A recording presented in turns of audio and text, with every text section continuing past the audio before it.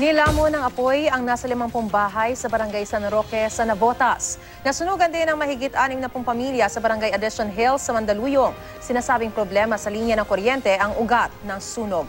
Ang mainit na balita hatid ni Trisha Zafra. Kitang-kita pa ang apoy na tila ba inuubos ang natitira sa halos abo ng mga bahay sa Pier 5, Barangay San Roque, Navotas. Nang datna ng GMA News pasado alas 7 kagabi. Mabilis daw nilamon ng apoy ang may 50 bahay sa sunog na umakyat sa Task Force Alpha. Aabot sa 1.2 milyong piso ang halaga ng pinsala. Hindi bababa sa 80 pamilya ang apektado.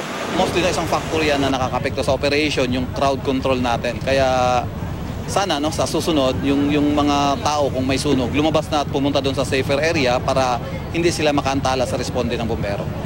Sa kalapit na simbahan ng San Roque nagsitakbo para lumikas ang mga nasunugan. Iniimbestigahan pa ang sanhi ng sunog. Sa Mandaluyong naman, umabot sa 4th alarm ang sunog sa Block 38, Barangay Addition Hills. Kaya po umabot po tayo ng ganong alarma, umabot tayo ng 4th alarm dahil nahirapan po yung mga bombero po natin sa pagpasok dahil medyo makitid po. At nakadagdag na rin po dito yung mga construction materials na made of po yung bahay, mga made of light combustible materials. Halos 50 bahay ang nasunog, kabilang ang tinitirhan ni Jennifer Longos na isang electric fan at ilang damit lang ang naisalba.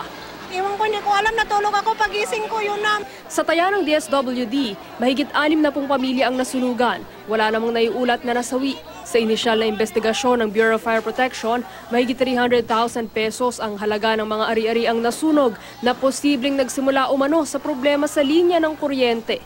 Nananatili muna ang mga nasunugan sa covered court at municipal hall gym. Trisha Zafra, GMA News.